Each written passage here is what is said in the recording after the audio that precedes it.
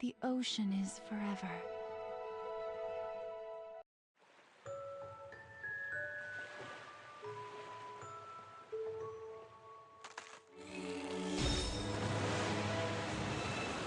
Hey everybody, and welcome back to another video. Last time we built the moon! Yes, we stole the moon. Columbina came home. I mean, Moonlight Cookie. Anyways, we now are building Seafairy Cookie. I do have a costume on her. She has multiple costumes. I don't have that one and I really want it, but I do like this one and I have it on her. My sorrow comes like waves. So, Yuri forever. Yuri. Yes, anyways, so we're gonna explain a little bit about the Seafairy Cookies Crystal Gem, what it does, what the rally effects does, the cooldown, and then what's her best build and what's free to play. But before we continue, if you like this video and you like the type of content that I make, it would mean a lot to you if you like and subscribe and leave a comment down below on which cookie you want to see next. I am trying to go in order of cookies from beasts to ancients to legendaries and all that, so yeah, let's get started with Rising Tide. Her rally effect essentially allows you to increase your water type damage for all your allies by 38%, as well as their crit damage by 10%. That's just water damage, not regular damage.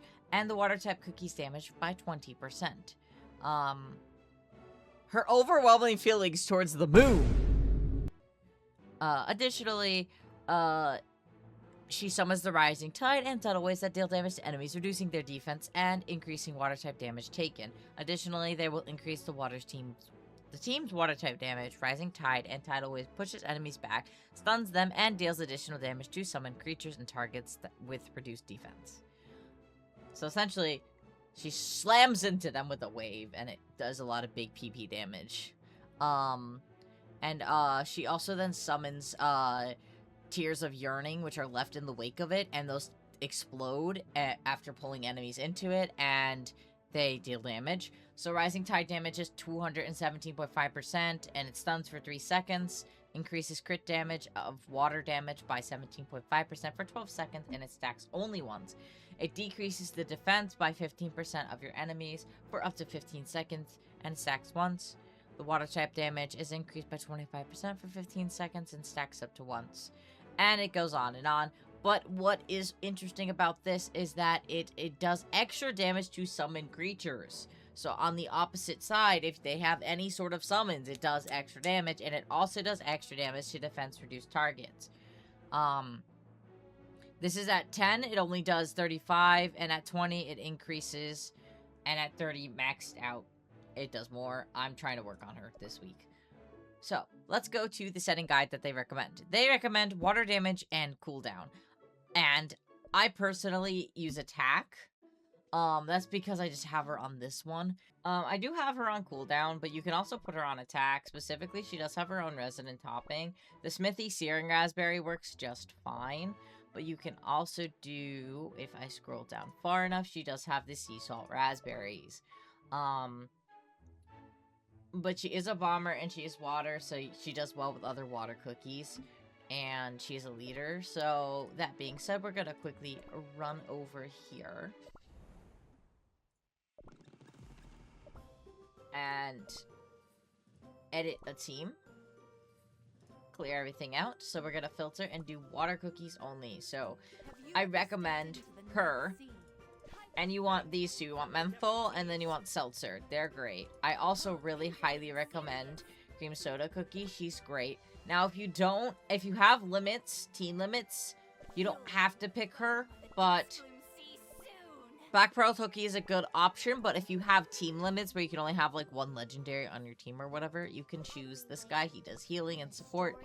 You can I think you should be able to, depending on it, choose, Crimson Coral Cookie. But I also recommend,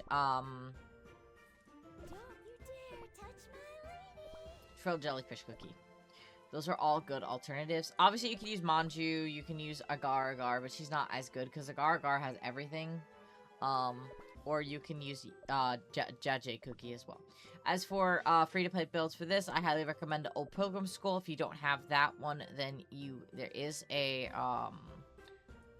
if you don't have that one yet, you can do this one, which is the Disciple Magic Cookie Scroll. If you don't have, if you have the squishy jelly watch, that's good. Otherwise, use the 5-star version. And then I've been using lately, personally, if I scroll down here, the Vial of Raging Dunes, which applies a buff increasing their attack by 24% and crit resistance.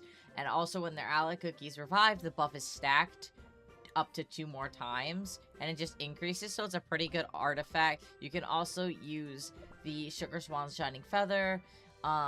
It essentially revives the first fallen cookie with their max HP, and their cooldown resets upon a revival. And you can also use, honestly, any of these work just fine, but I always recommend doing that cooldown watch.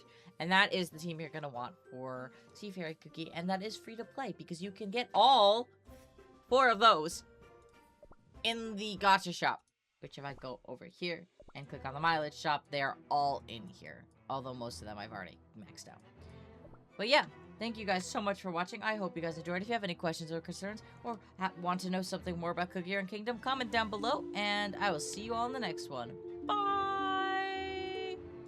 A special thank you to my Patreon subscribers, Nabusht and Helia, as well as a special thank you to my Tier 1 subscribers, Artemis, Catechus, Helia, and Reigning Jewel. Much appreciated. If you want to see your name on the screen here, don't forget to subscribe to the Patreon. The link is down below, or subscribe to my Twitch. Thanks. Have a great day.